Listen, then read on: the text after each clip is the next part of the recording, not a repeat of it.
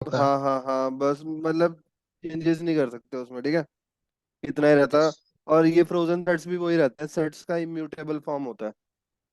मतलब तुम ऑपरेशन सारे कर सकते हो, लेंथ कैलकुलेट ये वो सब, बस उसके अंदर कुछ चेंज नहीं कर सकते, मतलब एक को हटा के दूसरा डाल दो वो नहीं कर सकते, उसे बोलते हैं इम्यूटेबल, मतलब नॉन चेंजेबल है ना।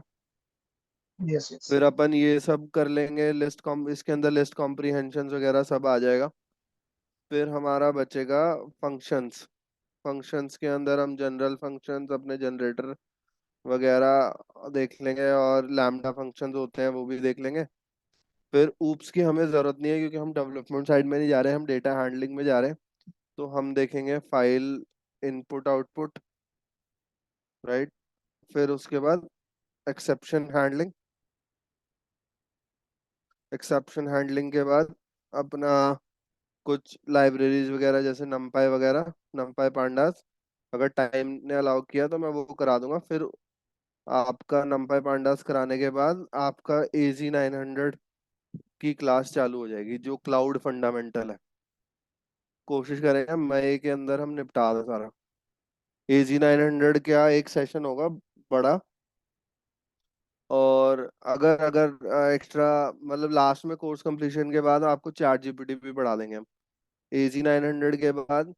और अगर पॉसिबल हो ना, जब हम AZ900 पढ़ाएं तो क्वेश्चन आंसर दे देंगे हम, तो ये माइक्रोसॉफ्ट का होता है ना AZ900। तो इसका सर्टिफिकेट अगर तुम कर सको सर्च करके थोड़ा सा, क्वेश्चन आंसर डम्प्स वगैरह मैं प्रोवाइड करा दूंगा। अगर सर्टिफिकेशन आप कर लोगे ना कहीं से माइक्रोसॉफ्ट की, उससे मैं बता दूंगा कैसे करते हैं। अगर रजिस्टर कर लोगे तो बहुत इम्पैक्ट पड़ता है रिज्यूमे में ना, मतलब कि इसका भाई सर्टिफिकेशन अगर कर लेना लो है। तो। हाँ, अगर अच्छा। पढ़ लेते हो तो देखो वैसे काम आना चाहिए, काम में कोई दिक्कत नहीं है। लेकिन हम्म। अगर वो चीज नहीं आती है ना, तो आप मतलब सर्टिफिकेट करने से इम्पैक्ट पड़ता है मतलब, यस। और कुछ नहीं है। ठीक है, और ये माइक्रोसॉफ्ट DP203 ये हमारा मेन कोर्स है। ये जब हम करेंगे, अगर ये वाला सर्टिफिकेट आपने ले लिया तो आपको कॉल्स पे कॉल्स जबती चली जाएंगी। DP203 हमारा मेन कंटेंट है जिसके ऊपर हमें काम करना है। इसके अंदर हमारा मेन फोकस रहेगा Azure डेटा फैक्ट्री, ठीक है। स्टोरेज के लिए मैंने जैसे आपको बताया था, DP203 जिस दिन आपने कंप्लीट कर लिया उसके बाद आपके पास कॉल्स की भरमार हो जाएगी। ये Azure डेटा लेक हो गया, ये सब हम पढ़ाएंगे आपको।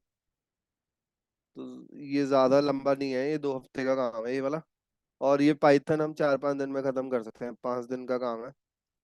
Azure डेटा लेक हो गया, डेटा फैक्ट्री। इसके बाद आपके पास आ गया Azure Databricks. Databricks से पहले अगर हमने थोड़ा एक्स्ट्रा पढ़ा है तो हम आपको पाइस्पार्क फंडामेंटल्स पढ़ाएंगे। पाइस्पार्क फंडामेंटल जिसके अंदर ये बिग डेटा का कॉन्सेप्ट आ जाता है आपका सारा, बिग डेटा। फिर Azure डेटा ब्रिक्स के अंदर आपको सारे जितने भी हमारे डेटा हैंडलिंग ETL का हो रहा है वो कराएंगे। फिर इसके बाद Azure की वॉल्ट सीक्रेट के लिए, और फिर projects Azure SQL data warehouse भी हो सकता है इसमें। सीक्वल सीक्वल तो हमने कंप्लीट करा ही दिया ऑलमोस्ट। तो यहाँ पे वो चीजें यूज होंगी। डेटाबेस के अंदर आपका पाइथन यूज होता है, ठीक है। तो पाइथन मेजर फोकस हमारा इसी पे रहेगा कि हम यहाँ कैसे पाइथन को यूज करेंगे। इतना पाइथन हम कर लेंगे जितना कि हम वहाँ यूज कर सकें। फिर कीवर्ड में हम सीक्रेट स्टोर करेंगे। डेट Azure सीक्वल सीक्वल आपको आता है, वही हम जाके सब इसके अंदर यूज करेंगे, Azure के अंदर, ये सारी चीजें।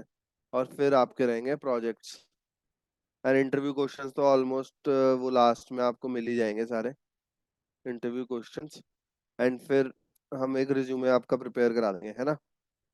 इंटरव्यू क्वेश्चंस हो गया, रिज्यूमे प्रिपरेशन, और अगर अगर अगर टाइम मतलब अलाउ किया और आप लोग हुए तो मॉक इंटरव्यूज 1-2 मैं आप लोगों के ले लूंगा, ठीक है।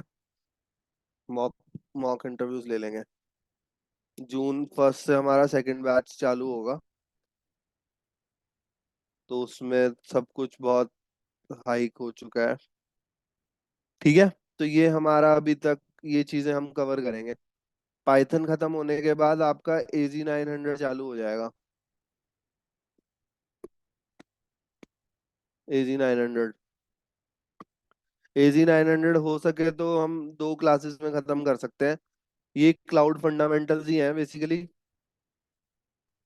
इसको बस कैसे भी करके हमें कंप्लीट करना है। क्लाउड फंडामेंटल्स कुछ भी नहीं है, ये सिंपल होते हैं बहुत। मतलब like why was cloud made and what impact does it have on the industries nowadays. तो ये मैम हमारी तान्या मैम कवर अप करा देंगी आपको, चीज एक्सपर्ट। ठीक है जी। फिर हमारा जो मेन फोकस रहेगा वो माइक्रोसॉफ्ट DP 203 रहेगा।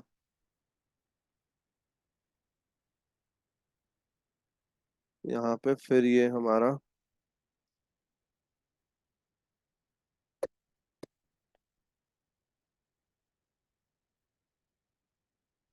ये सब projects and then start the job, वहां से ही हो जाएगा। ज्यादा दिन नहीं रह गए हैं बस। जून में you will be able to hunt for a job, no worries. And जरूरी नहीं है जॉब हो, आप लोग फ्रीलांस भी प्रोजेक्ट्स उठा सकते हो। बट आई सजेस्ट कि अगर थोड़ा एक्सपीरियंस हो जाता है तो वो बेटर रहता है फ्रीलांस में काम करने के लिए। तो उस वो एक्सपीरियंस हो जाएगा and I will be there to help you out. तो अभी स्टार्ट करते टॉपिक स्ट्रिंग्स का। हमने देखा था कैसे हम कंकैटिनेट स्ट्रिंग्स यूज कर रहे थे प्लस लगा के। फिर उसके बाद जब हमने उस अपर यूज किया तो ये सब कैपिटल हो गया, लोअर यूज किया तो सब लोअर हो गया, राइट। लोअर में लोअर हो गया। स्प्लिट में क्या करता है कि एक एक वर्ड, जैसे हेलो को लेके इसने सेपरेटर लगा दिया, कॉमा, राइट। अब डब्ल्यू से करा तो जहां डब्ल्यू आ रहा है वो हटा के बाकी सब दे दिया इसने स्प्लिट करके। डब्ल्यू से स्प्लिट दिया मतलब डब्ल्यू से पहले वाला अलग रख दिया, डब्ल्यू के बाद वाला अलग रख दिया। और आप यहाँ कुछ भी दे सकते हो, ओ दे सकते हो। तो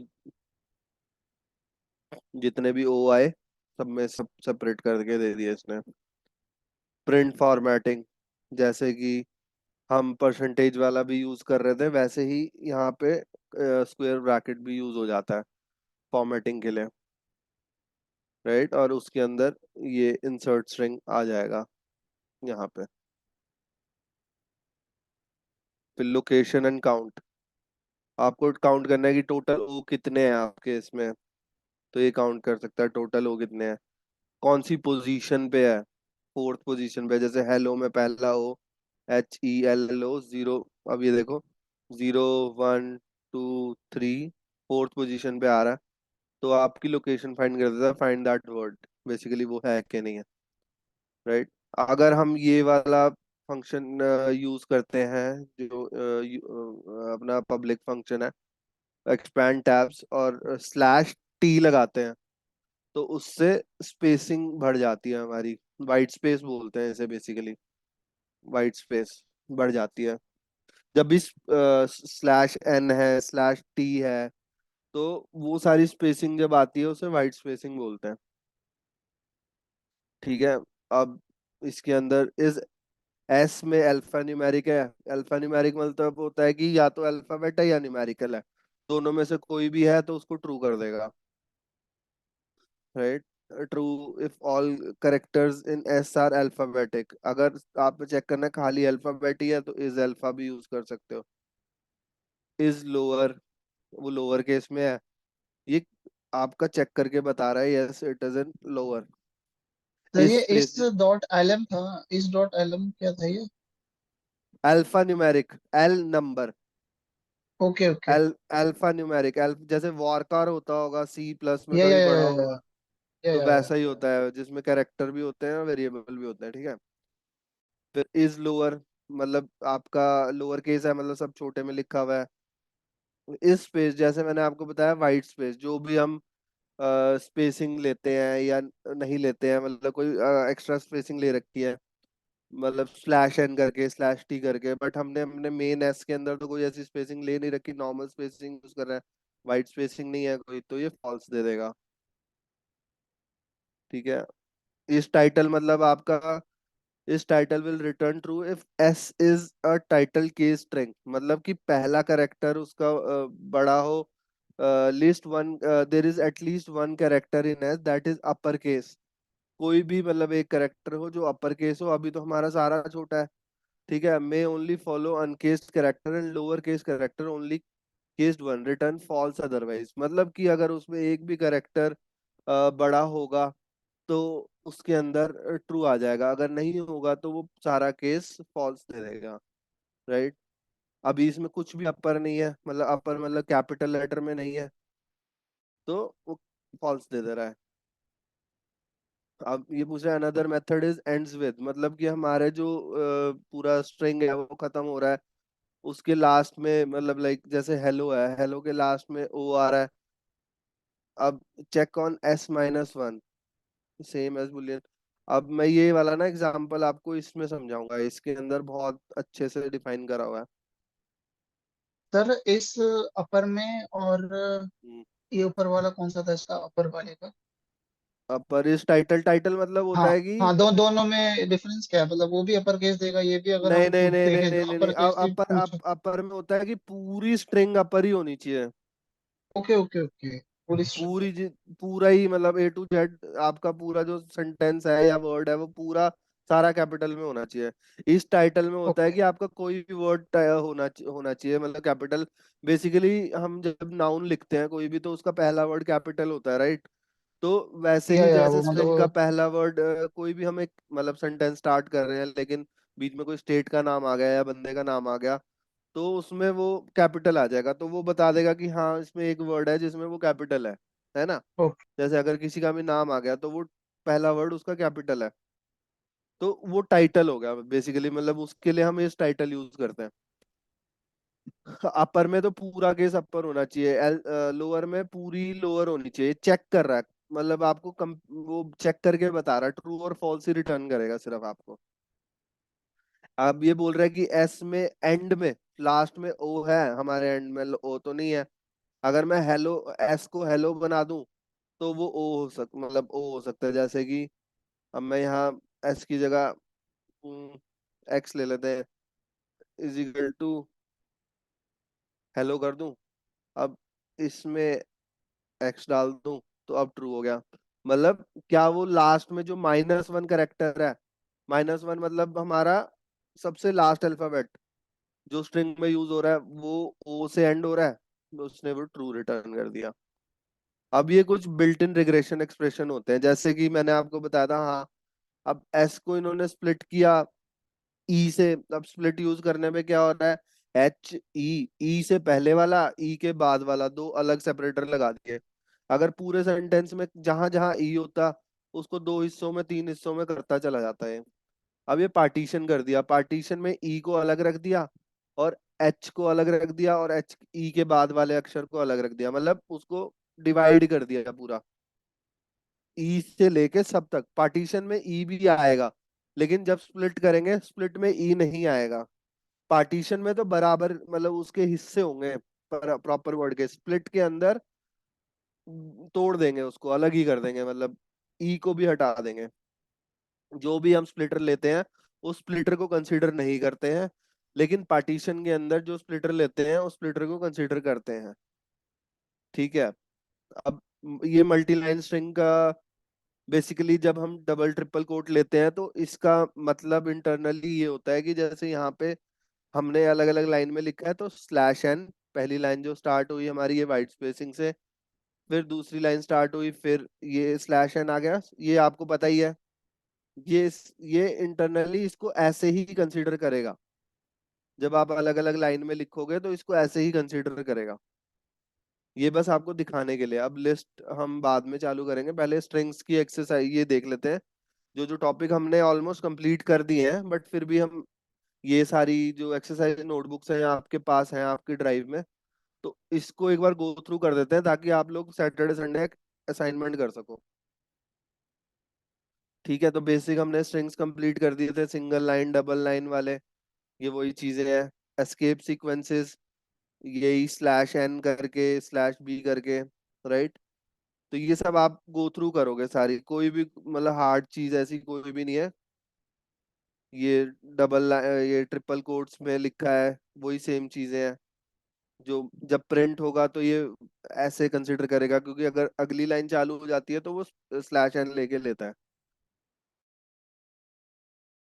अब स्ट्रिंग को इनपुट कैसे करते हैं? S physical to input enter string, यहाँ पे कोट के अंदर रखा हुआ है, सिंगल कोट या डबल कोट आप रख सकते हो, राइट। अब सबसे बड़ी बात होती है, कोई नंबर अगर आप चलो इंटीजर ले रहे हो, लेकिन आपने उसको कोट के अंदर रख दिया, और या फिर हमने इंट डिफाइन नहीं किया।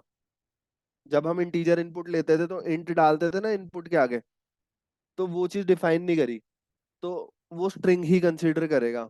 ये देखो इन्होंने बाद में उसको एन को इंट या तो लेने के बाद कर लो या लेने से पहले इंट कर लो, तो दोनों मेथड काम करते हैं। फिर सबसे बड़ी बात, जैसे कि कोई वर्ड है एस, उसको हम, ये होता है स्ट्रिंग फैक्ट्री। स्ट्रिंग फैक्ट्री मतलब कि जब हम एस टी आर और ब्रैकेट में, अब कोई भी वर्ड यहाँ सपोजिटली हम लेते हैं, अब मैं लिखता हूँ ए इज इक्वल टू 12, ठीक है। अब अब ए का टाइप क्या है?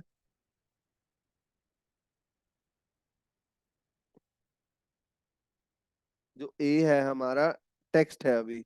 अब मैं ए में अगर +1 करूंगा और बी में वो कर दूं मैं इसको स्टोर, तो ये बी हमारा 13 हो जाएगा, क्योंकि ये इंटीजर है। बट अगर मैं यहाँ पे सी करूं, c is equal to STR B, तो अब हमारा जो बी है वो 13 हो गया, बट इसमें +1 करने पे, जस्ट अ मिनट,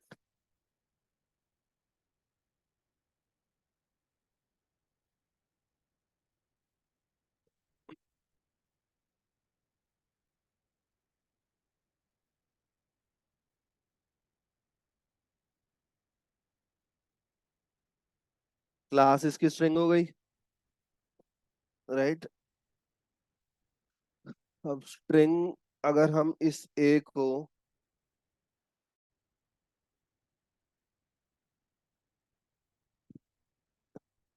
A × 5, ये देखो रिपीट हो गया, मल्टीप्लाई मतलब ऐसा नहीं हुआ।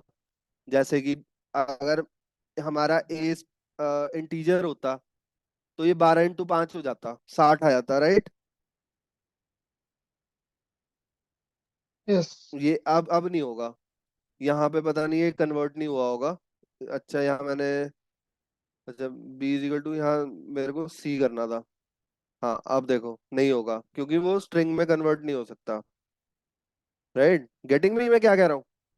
अगर किसी भी चीज को आप, एक फैक्ट्री फंक्शन होता है स्ट्रिंग का, आप उसको कन्वर्ट कर सकते हो, मतलब लाइक कुछ भी आप स्ट्रिंग के फैक्ट्री उसमें डाल दोगे तो वो स्ट्रिंग में कन्वर्ट हो जाएगा, this is called type conversion. ऐसे ही इंटीजर के साथ भी होता है।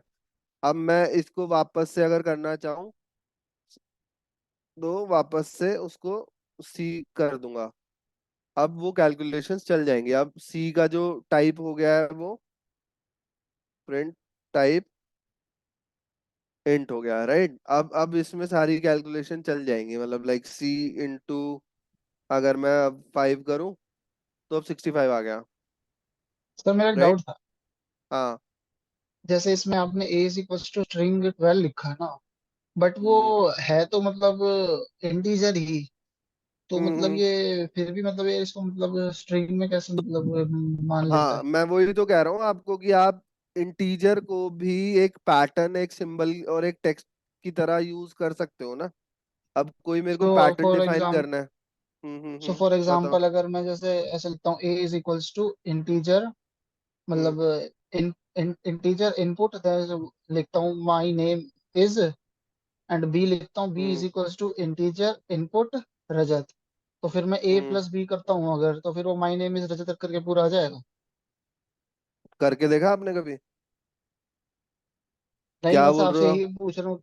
जैसे मैंने ए, कहा a is equals to int. Integer input हाँ माई नेम इज, हाँ ओके, एंड हाँ then b is equals to हाँ। B is equals to int int. Input hmm Rajat. वो आपसे पूछेगा ना। नहीं, अगर हम इंटीजर को तो अर्थमेटिकली मतलब हम ऐड तो कर ही सकते हैं, ऐड माइनस कुछ भी कर सकते हैं, तो मतलब एटलीस्ट ऐड करके अगर देखें तो अगर ए प्लस बी करें यहाँ पे हम, तो माई नेम नहीं इज तो रजत आ यहाँ पे जाएगा। इनपुट नहीं लेना होगा, फिर direct a is equal to my name is b is equal to Rajat, ऐसा फिर उसको प्लस कर अपने को सकते हैं ना। यहाँ फिर इनपुट नहीं लेना ना भाई। हाँ, हाँ हाँ, इनपुट ये नहीं इन, लेना इन, फिर। इनपुट नहीं है, मतलब फिर वो अगर वैसे करके, हाँ वही माई बेस नेम इज 10। रजत ऐसे आ जाता है। हाँ, इनपुट ये अगर रिमूव कर दे तो। देखो भाई, मैं आपको बताता हूँ स्ट्रिंग को कॉन्कैटिनेट करना। अभी मैंने आपको बताया ना ऊपर स्ट्रिंग कैसे कॉन्कैटिनेट होती है। मैंने अभी आपको जब दिस इज लास्ट लेक्चर में शायद मैंने आपको बताया था सबको। ये देखो। विप्लव आपने देख लिया हमारा नेक्स्ट सिलेबस? ये हम हाँ हाँ चीजें हाँ, रह गए। ये जब आप बता रहे थे हम्म, तभी मैंने ज्वाइन किया, तो मैंने देख लिया ये। हाँ तो यहाँ मतलब लाइक हमारी जर्नी ऑलमोस्ट हाफ वे है। सीक्वल हमारा हो गया है। मतलब एजी 900 हम कोशिश करेंगे 1 से 2 क्लास में कर दें। ये नेक्स्ट वीक हम्म। हम पूरा खत्म कर देंगे। फिर एजी 900 के लिए हम वीकेंड ही ले ले कोई। कितना वीकेंड में इसको अगर लगेगा टाइम? इसको 4 घंटे का है भाई ये। अच्छा अच्छा अच्छा। 3 से 4 घंटे है इसमें, बेसिक आपके पूरे कवर हो जाएंगे। मतलब cloud fundamentals you will be ready to like excel. तो उससे क्या होगा ना, आपकी आगे की जर्नी स्मूथ हो जाएगी। और हम्म। सबसे इसमें हैवी देखो, डेटा लेक तो हमारा सिर्फ 1 दिन का है ना। ठीक है, डेटा फैक्ट्री में आपको लगेंगे 4 से 5 दिन। ठीक है, पाइसपार्क में लग सकता है 2 दिन। और डेटा ब्रिक्स में आपको लग सकता है 4 से 5 दिन। That's it. की वॉल्ट 1 ही दिन का है। की वॉल्ट तो कुछ भी नहीं है, की वॉल्ट तो साथ में ही हो जाएगा। सीक्वल डेटा वेयरहाउस भी 2 दिन का है।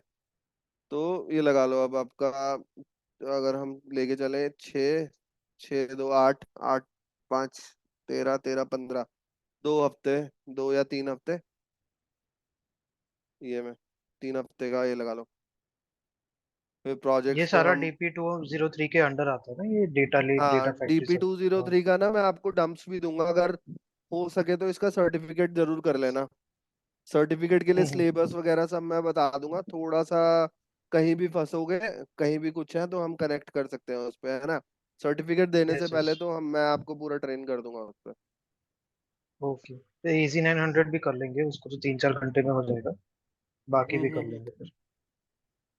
ये देखो यहाँ पे मैंने बताया था आपको, एस हमारी एक स्ट्रिंग है, हेलो वर्ल्ड। अब उसके आगे मैंने स्ट्रिंग ही कंसीडर करी, लेकिन कोट के अंदर कंसीडर करी।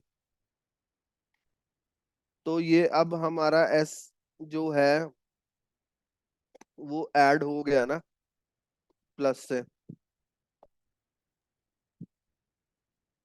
क्योंकि ये ऑलरेडी था तो एक बार और हो गया इसलिए। अगर मैं इसको चेंज कर दूं यहाँ पे एक बार,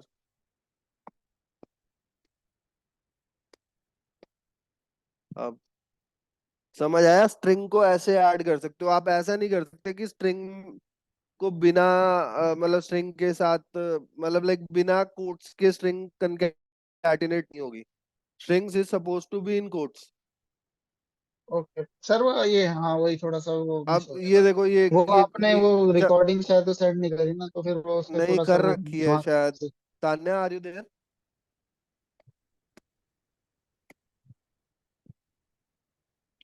मैं चेक कर Yes, लूंगा। Ashutosh.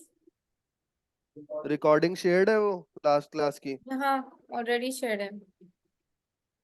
शेयर्ड है रजत, आपने देखी नहीं है? मैंने मैंने चेक करी थी, पता नहीं आज आई थी। चलो चेक करूंगा मैं क्लास के बाद। उसी दिन कर दी थी शायद हमने, या कल कर, एक दो दिन बाद करी है शायद। मेरे ख्याल से आज तो नहीं करी, कल कल कब करी है ताने? परसों ही शेयर कर दी थी। क्लास 17 करके शेयर है। अच्छा ठीक है, देख लेना उसे। देखो ये जैसे आप पैटर्न, ये आपकी एक्सरसाइज रहेगी, ये जब पैटर्न क्रिएट करोगे ना, तो उसमें आपको जो इंटीजर, आप जो इनपुट लोगे उसको एज अ टेक्स्ट लेना है, तभी ये पैटर्न बन पाएगा ना। अब ये देखो एक चीज करके देखते हैं हम, मैंने आपको वाइल तो कराई रखा है, ये ट्राई करते हैं एक पैटर्न।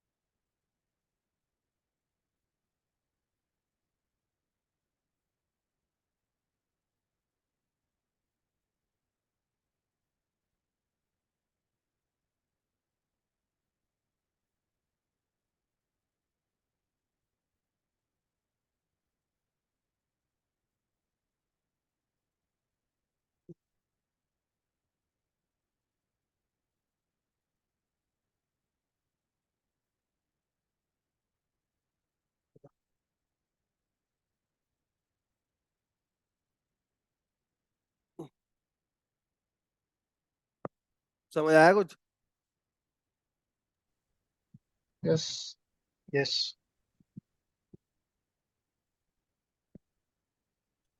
10 से चालू कर रहे हो, फिर उसको माइनस कर रहे हम्म। 1 तक। हाँ,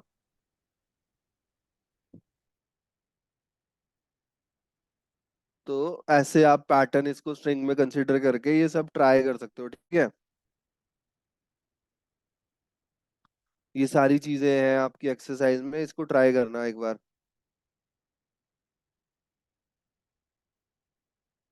जस्ट अ मिनट, यहाँ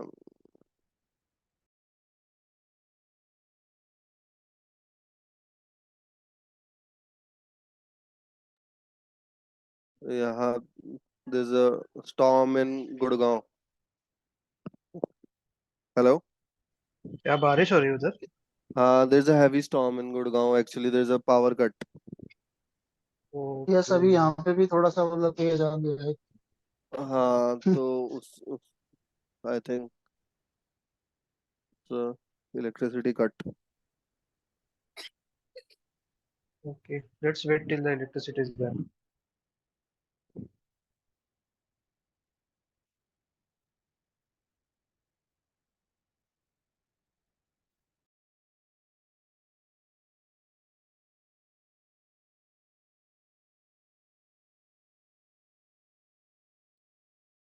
Guys, it's massively raining. I think we need to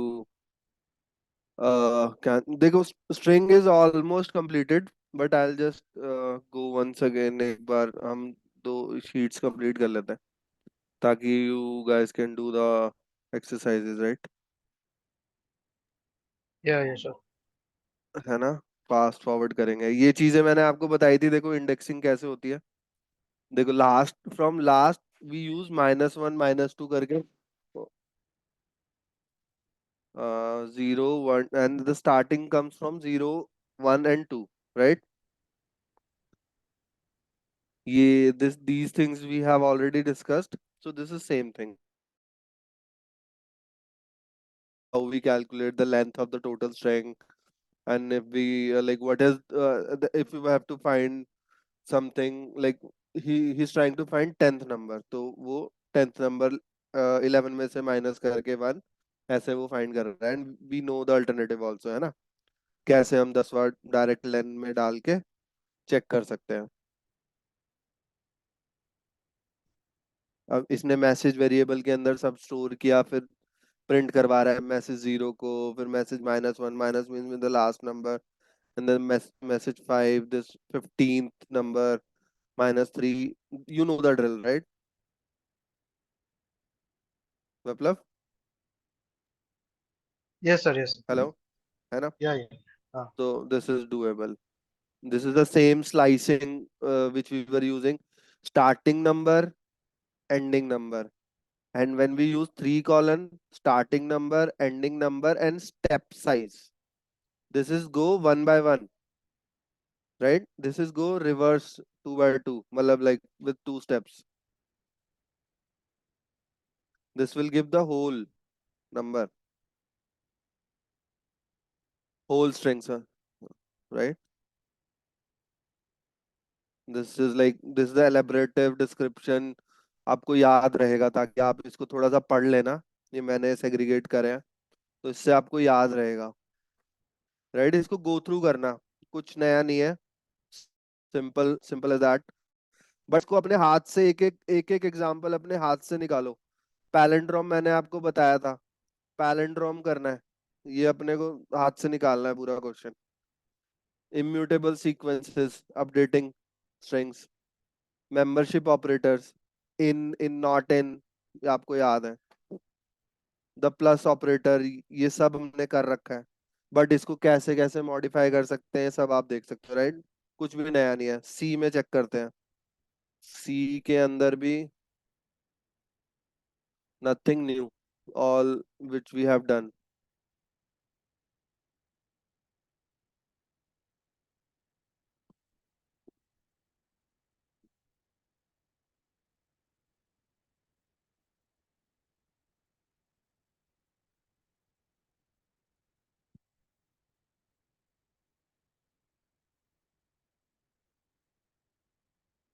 हाँ, सी में एक नई चीज है बस, substring, substring and bag, this is something new. Substring basically कुछ नहीं होता है, जैसे सेट्स होते हैं, ये देखो ये बिल्ट इन मेथड्स होते हैं, built in string methods, and these are private. मतलब जब भी हम क्लास कुछ ऐसा बनाएंगे ना, following built in methods to manipulate strings, ये सारे वही फंक्शंस हैं जो हम यूज कर रहे हैं, राइट? मतलब लाइक क्लास बनाते हैं जब ऑब्जेक्ट्स क्रिएट होता है, फॉर्मेटिंग करनी है कि कैपिटलाइज भी एक फंक्शन होता है, is decimal, is digital, is title, is upper, ये अभी हमने पढ़े। तो ऐसे ही करके ये सारे हमारे फंक्शंस हैं जो ऑलरेडी पाइथन ने हमें दिए हुए हैं अपने अंदर बिल्ड करके, जो यूज कर सकते हैं हम स्ट्रिंग के साथ। और ये होते हैं प्राइवेट मेथड्स। प्राइवेट मेथड्स वो होते हैं जो क्लास के अंदर यूज होते हैं, जब हम ऑब्जेक्ट ओरिएंटेशन पढ़ते हैं तो उसके अंदर हमें इनका मतलब लाइक यूज केस समझ आएगा। पब्लिक मेथड इज समथिंग जो हम ओपनली यूज कर सकते हैं बाहर विदाउट अ क्लास, राइट? ये सब वही चीजें हैं, तो इसको बस एक मैंने मेन स्ट्रीम कर दिया है तो उससे समझ आ जाएगा। Like capitalize, this is a example, like capitalize first letter of the string. कोई भी आपका मतलब लाइक आपने स्ट्रिंग लिखा है जैसे दिस इज स्ट्रिंग, तो यहाँ पे फर्स्ट लेटर को कैपिटलाइज कर दिया है, राइट? एंड सेंटर में फिर वही चीज आप जैसे सेंटर में प्लेस हो जाती है, जैसे सेंटेंस था सारी जगह हैश आ गया, बट सेंटर में दिस इज स्ट्रिंग एग्जांपल आ गया, right? And this is, these are some of the functions, like जैसे प्रिंट में होते हैं बैग एंड, राइट?